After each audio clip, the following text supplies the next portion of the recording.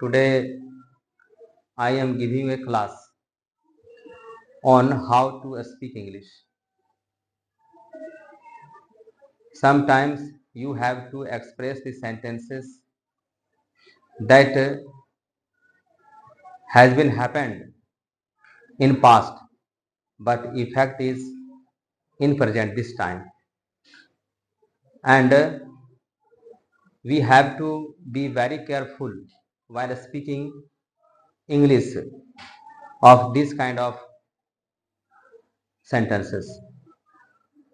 कुछ ऐसे वाक्य होते हैं जो भूतकाल में समाप्त हो गए हैं और वर्तमान में उसका असर है, तो वैसी स्थिति में हम उसे कैटेगरी में जो ले जाते हैं प्रेजेंट परफेक्ट टेंस।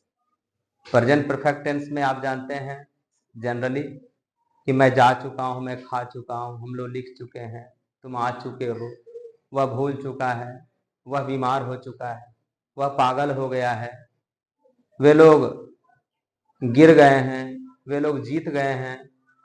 ऐसे वाक्य जो होते हैं वह पास्ट में समाप्त होता है लेकिन प्रेजेंट में उसका असर है, तो ऐसे वाक्य को प्रेजेंट परफेक्ट टेंस में रखा जाता है। वाक्य जैसे बताया भैया, मैं जा चुका हूं, हम लोग लिख चुके हैं, गीता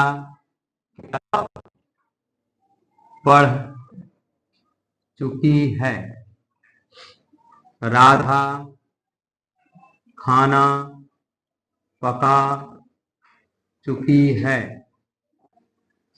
वे लोग पटना से आए हैं। तो यहाँ देखा जा रहा है कि क्रिया के अंत में चुका हूं, चुके हैं, चुकी है, फिर कभी ये है भी है, या है, ई है, ऐसे क्रिया के अंत में कुछ शब्द दिखते हैं, तो हमें समझना चाहिए कि वह प्रेजेंट परफेक्ट टेंस का है। और प्रेजेंट परफेक्ट टेंस को बनाने का नियम भी सबको पता है, जैसे कि कैसे बनाना है। तो उसमें आप जानते हैं subject plus has have plus V3 लिखना है। अब प्रश्न कभी कभी ये आता है कि जब हम हैज हैव का इस्तेमाल करते हैं तो मिस्टेक करते हैं, कभी पूछते हैं कि यहाँ हैज लगेगा या हैव लगेगा। तो आज बिल्कुल जान लें कि आई वी यू दे के साथ हैव का प्रयोग करेंगे, जितना और प्लूरल रहेगा उसमें हैव का प्रयोग करेंगे। आई वी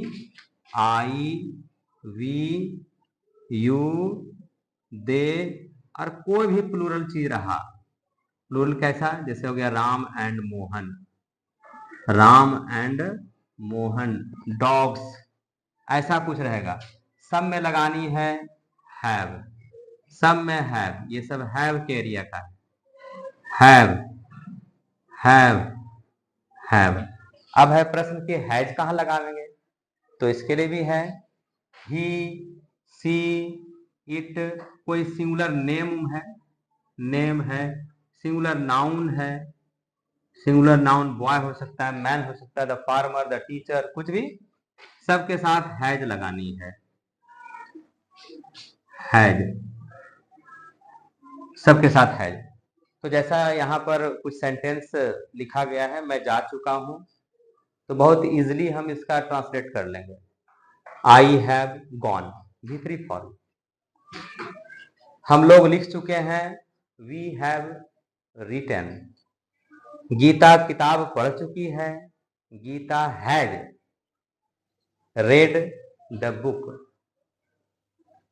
हालांकि स्पेलिंग रीड का जो होता है वही रेड का भी होता है। रीड READ, उसका सेकेंड फॉर्म में भी READ, थर्ड फॉर्म में भी READ, लेकिन जब उच्चारण करेंगे, जब उसका प्रोनाउंसिएशन करेंगे तो रीड रेड बोलेंगे। राधा खाना पका चुकी है, राधा हैज कुक्ड फूड। फिर है वे लोग पटना से आए हैं, तो वे लोग का क्या होता है, they have come from Patna, they have come from Patna. इस तरह से बनाएंगे। इसकी अंग्रेजी मैं लिख दे रहा हूं, एक बार समझ में आ जाएगा। I have gone, we have written, Geeta has read the book, Radha has cooked food, they have come from Patna. तो आज के वीडियो से मुझे उम्मीद है कि आप जरूर सीख गए होंगे इसे, कि कैसे इस तरह के वाक्यों का ट्रांसलेशन किया जाए एकदम आसानी से। और इसको माइंड ब्लोइंग बनाने के लिए आप रिपीटेडली इसको पढ़ें, इंग्लिश ही पढ़ें। I have gone, I have gone, I have gone, I have gone, repeat करें और अपने आप को फील करें कि कहने जा रहे हैं क्या चीज, क्या कहने जा रहे हैं। मैं जा चुका हूं, I have gone, I have gone, मैं जा चुका हूं, फील करें। और जब आप फील करेंगे इसके बाद आप अनेक बार बोलेंगे तो वह है सो आपके लैंग्वेज का हिस्सा बन जाएगा। It will be the part of your language, then everything will become very easy. Speaking English is not a tough thing, only you have to do, that is to repeat more and more. Repeat one sentence more and more, then the sentence will be yours.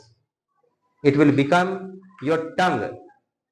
Everywhere, anytime, anywhere, you will have the sentence ready. Then your English will be error free. तो आज के एक video से आपको जरूर इसका फायदा हुआ होगा। तो उम्मीद करते हैं कि आप मेरे चैनल को सब्सक्राइब करें और अपने दोस्तों तक शेयर भी करें, अधिक से अधिक का व्यू भी करें, लाइक बटन भी दबाएं। तो बहुत बहुत धन्यवाद।